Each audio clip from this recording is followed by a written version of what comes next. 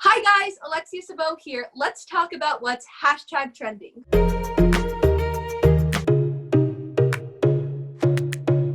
This is episode 1 of Hey Alexia, What's Trending? I'm Alexia, and in each episode, I'm going to be running through some of the topics that people are talking about on social media, so you know what's trending. Keeping up so far?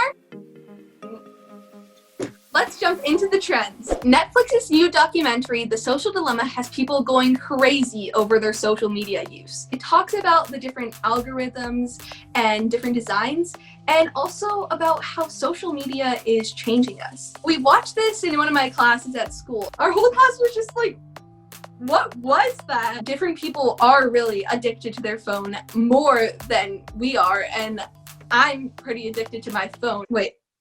I just got a Snapchat. 1 second. The Mandalorian Season 2 came out on October 30th. Cue the Baby Yoda memes. Baby Yoda fans have been waiting for Season 2 for what feels like forever. I don't know about you, but the end of Season 2, Episode 1 definitely left me wondering and connecting a lot of dots. And that's all I'm gonna say for now. Unus Annus is coming to an end and people are freaking out about it.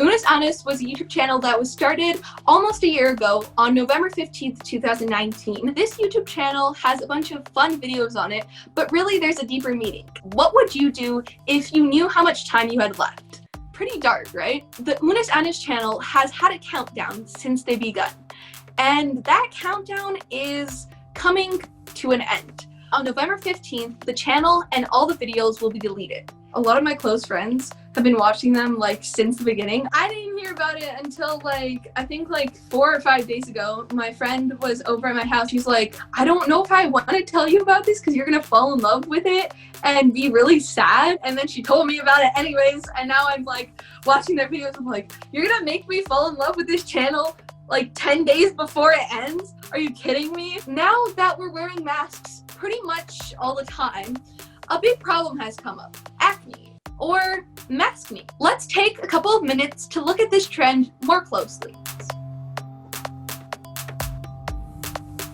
What is maskne and what causes it?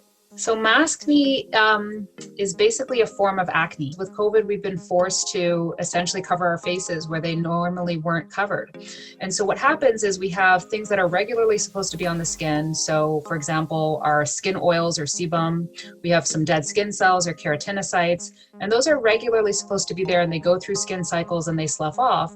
But what happens with maskne is a little bit of bacteria throughout the day, whether it's from our mask or our hands inadvertently touching our face, mixes with humidity that really gets trapped underneath our mask, and they all sort of combine together to make what we now know as maskne. How can you treat maskne if you already have it? Once we have it, one of the important things is really to try to target spots without irritating our skin. When you go to your local, drugstore pharmacy, there's many different options, and most skin types can handle something like salicylic acid, around 2%. Another option would be to use benzoyl peroxide, although I am a little bit more nervous about benzoyl peroxide because it can be a bit more irritating, but off the shelf it is available in around 2 to 5% concentrations. And for maskne that's more on the cheeks or on the chin, it can certainly be a good option. For maskne that's coming closer to around the mouth, that's an area where the skin is a lot more sensitive. So in that circumstance, I would say it's probably a good idea for one to think about the salicylic acid.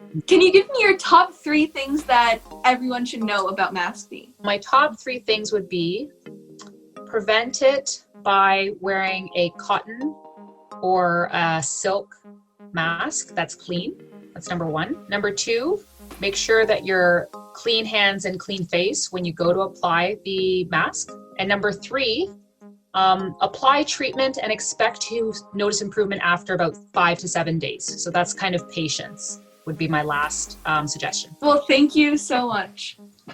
You're welcome. I just spoke with a dermatologist about preventing maskne, but I was wondering if you could give me your top 3 tips how to cover up maskne. When it comes to the makeup side, always make sure that your brushes are clean. It's very, very important to limit the amount of bacteria that you're not only putting onto your skin, but back into your product as well. Number 2 would be to actually assess the pimple that you're working with. If it's really red and lifted, you might want to use a color corrector to cancel out any of that redness. My next tip would be to use a buildable concealer that's close to your skin tone. When we first think of concealers, we think of the brightening under the eyes. When we're working with pimples or maskne, we do not want to draw attention. So using something that is closer to your actual skin tone will help to minimize and actually camouflage that area. I have my makeup here right now. I don't have any maskne, but I do have a red pen so I can draw a little circle on my hand. Could you walk me through the steps of how to conceal the maskne? Of course. Nice red pimples on our hand. Pretending that your back of your hand is your face, it's nice and fresh and clean and moisturized. So step number 1 would be to use a mattifying primer. This will help lock in any products that you put on top of it so it lasts the whole day. We're just gonna tap it on top. When you actually tap, it helps distribute the product in more of an even way rather than swiping, which could then break the pimple or lift up some skin, and we don't want that. Once you've primed, now that our pimple is red, we want to go in with a little bit of a color corrector. And in this case, like we said, we're going to go in with some green color corrector. Tap it again on top of our red pimple. Don't use too much. This is okay, this is coverable. Yours looks great. I can't even see it anymore. This really just helps with, again, the amount of actual concealer that you need to use. So our next step is concealer.